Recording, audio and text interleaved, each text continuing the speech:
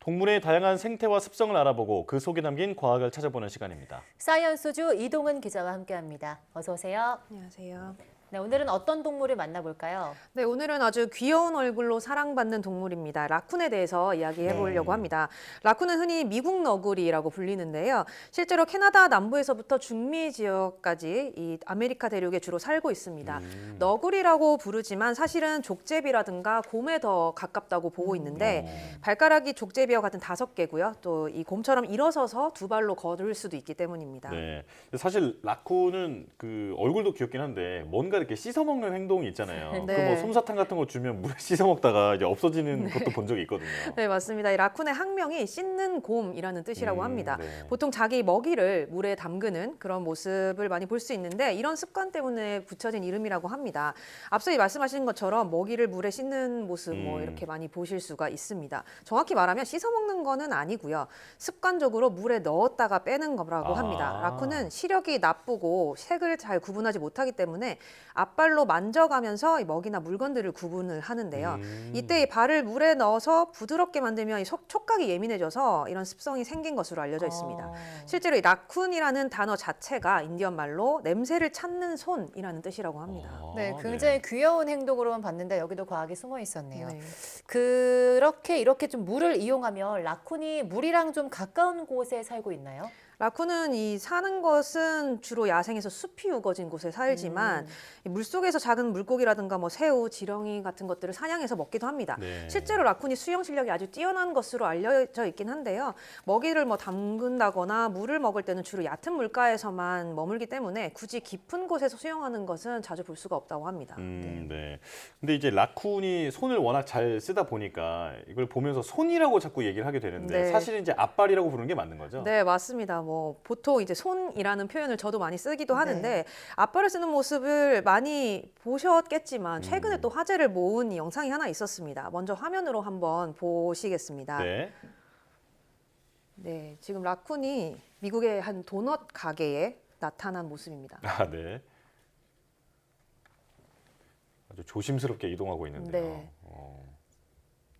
보시면 이 직원이 라쿤에게 도넛을 건네게 되는데요. 보통은 이렇게 동물이 오면 이 직원들이 먹이를 던져서 주기도 하죠. 그런데 아, 네네. 라쿤은 이렇게 다가가서 이렇게 받아가는 모습을 볼 수가 있습니다. 사람 같네요. 네, 이 드라이브스루 매장에 라쿤이 이렇게 자주 와서 도넛을 받아 먹는다고 합니다. 처음에는 아까 말씀드린 것처럼 이 직원이 던져주려고 했더니 라쿤이 이렇게 다가와서 덥석 받아서 입에 물고는 사라졌다고 하는데요. 네네. 이렇게 이 라쿤이 손을 잘 쓸 수 있는 데는 또 이유가 있기도 합니다. 이 사람과 똑같이 라쿤을 보시면 발가락이 모두 5개이고요. 또 이 발가락마다 마디도 다 있습니다. 네. 또 이 발가락 사이가 넓고 주름이 잘 잡혀 있기 때문에 움직임이 아주 정교한 편인데 발가락의 이 감각도 아주 예민한 편이라서 사람보다 10배 이상 감각이 뛰어나다고 합니다. 네, 굉장히 앞발을 쓰는 모습이 귀여운데요. 네. 그 앞서서 말씀해 주셨던 것처럼 라쿤이 미국 너구리라고도 불리는데요. 라쿤과 너구리가 많이 닮아서 많은 분들이 좀 헷갈려 하실 것 같아요. 어떤 점이 다를까요? 네, 이 라쿤과 우리나라 이 토종 너구리와는 좀 다른 점이 많은데요. 가장 큰 차이는 꼬리입니다. 라쿤의 꼬리를 보면 이 5개에서 10개 정도의 줄무늬가 아주 선명하게 나 있는 것을 볼 수 있고 너구리의 꼬리는 무늬가 없고 끝이 좀 뭉툭한 편입니다.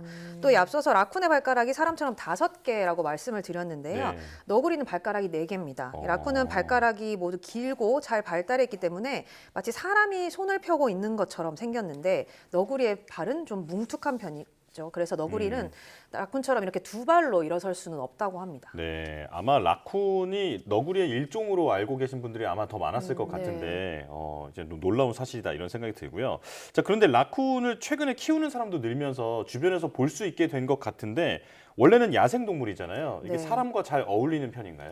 원래 이 라쿤은 미국이나 캐나다에서는 길에서도 아주 흔히 볼 수 있는 동물입니다. 개체수가 아주 많은 편인데 뉴욕이라든가 캐나다 토론토에서는 1제곱킬로미터당 100마리의 라쿤이 산다 이런 기록도 있었다고 합니다. 네. 라쿤은 이 크기가 아담한 편이라서 주택가에 잘 숨어들기도 하고요. 또 좀 넉살이 좋은 편이라서 사람들과 잘 어울려 살아간다고 하는데요. 가끔씩은 이 먹이를 달라고 새끼들을 줄줄이 데리고 와서 이 문을 두드린다거나 또 이 앞발을 써서 문을 열고 집에 들어오는 그런 경우도 있었다고 합니다. 또 이 옥상이나 지붕 같은 곳에서 무단으로 주거하는 그런 라쿤도 흔히 볼 수 있다고 합니다. 네, 실제로 사람과 정말 잘 어울려 사는 동물인 것 같은데요. 우리나라에서도 라쿤을 기르는 분들도 많다고요? 네, 맞습니다. 국내에서도 이미 수년 전부터 이 라쿤과 함께 뭐 놀면서 시간을 이렇게 보낼 수 있는 라쿤 카페들이 많이 생겼고요. 네네. 또 개인적으로 라쿤을 분양받아서 키우는 분들도 많이 볼 수 있는데 라쿤은 사실 뭐 비교적 건강하고 튼튼한 동물이기 때문에 이렇게 반려동물로 보통 10년에서 15년 정도는 함께 살 수 있다고 합니다. 그렇지만 이 라쿤은 어디까지나 야생 동물입니다. 그래서 손을 잘 쓰고 또 이빨이나 발톱이 날카로운 편이라서 자칫하면 좀 위험할 수도 있다고 하는데요. 또 이 라쿤이 호기심이 아주 많고 영리한 동물이고 또 그만큼 겁이 많아서 갑자기 다가가거나 강아지처럼 쓰다듬으려고 하면 사람을 물 수도 있다고 합니다. 또 이 라쿤이 흔히 강아지 중에서도 비글과 비교할 만큼 활동성이 아주 풍부한 편인데 이런 습성들을 잘 이해하지 않으면 라쿤을 키우는데 좀 어려움이 있지 않을까 싶습니다. 네, 귀엽다고 덜컥 입양을 했다가는 낭패를 볼 수도 있겠다 네. 이런 생각이 드는데요. 자, 그런데 이렇게 국내에 라쿤 개체 수가 많아지면 어떤 생태계적으로 문제는 되지 않을까요? 이 라쿤이 야생에서는 광견병을 옮기는 아주 대표적인 동물입니다. 그래서 미국에서는 사실 라쿤을 유해동물로 지정하기도 했는데 네. 국내에서도 지난 2020년에 라쿤이 생태계 위해 우려 생물로 지정이 됐습니다. 예. 생태계 위해 우려 생물은 이 국내 생태계에 유입될 경우에 안 좋은 영향을 미칠 우려가 있어서 환경부의 관리가 필요하다 이렇게 판단이 된 생물 종을 말하는데요. 라쿤이 여기에 최초로 지정이 됐습니다. 네. 라쿤은 이 생태계 위해성 평가에서 2급으로 판정을 받았는데 아직은 이 생태계를 해칠 위험이 보통 정도로 크지는 않은 편이지만 앞으로 이 위해성이 높아질 수 있어서 지속적인 관찰이 필요한 동물이라고 평가를 받았습니다. 실제로 이 환경부에서는 라쿤이 생태계에 아직까지는 미친 영향이 별로 크지 않다 이렇게 봤는데 최근에는 이 라쿤의 개체 수가 많아지면서 사람과 더 밀접해지기도 했고요. 또 유기되는 경우도 많기 때문에 인수공통 감염병을 옮긴다거나 또 이 광견병 바이러스의 감염원이 될 수 있다는 점에서 이 생태계 위해 우려 생물로 지정이 됐다고 합니다. 아, 그렇군요. 네, 그럼 이제 생태계 위해 우려 생물로 지정된 만큼 어떻게 관리가 될까요? 우선 이 라쿤을 상업적으로 판매할 때는 반드시 지방환경청장의 허가를 받아야 합니다. 또 이런 동물을 생태계로 방출하고 유기하는 것 자체가 불법이 되는데요. 이를 어기면 2년 이하의 징역이나 2천만 원 이하의 벌금이 부과될 수 있습니다.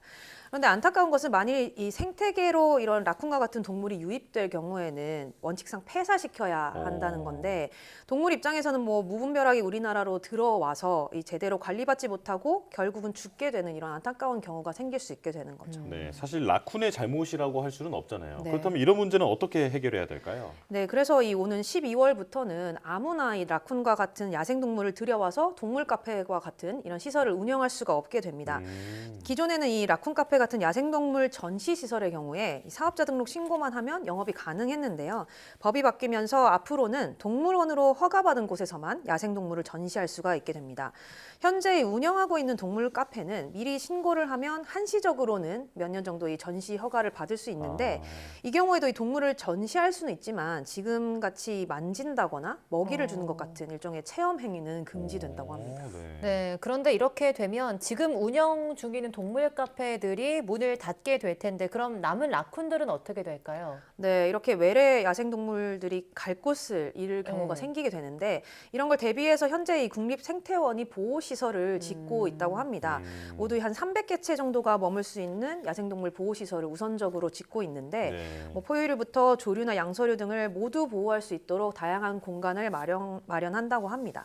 내년부터는 아마 운영이 시작될 것으로 보이는데 뭐 생태에 맞는 환경 조성을 하는 것은 물론이고요. 또 검역이라던가 사육 지침과 같이 세부적인 운영 사항도 지금 차츰 준비 중이라고 합니다. 네, 아마 라쿤을 너구리의 일종으로 알고 계신 분들이 더 많았을 것 같은데요. 사실은 족제비에 가까운 동물인 점 등을 포함해서 새롭게 알게 된 사실이 많았습니다. 자, 이동훈 기자 함께했습니다. 고맙습니다.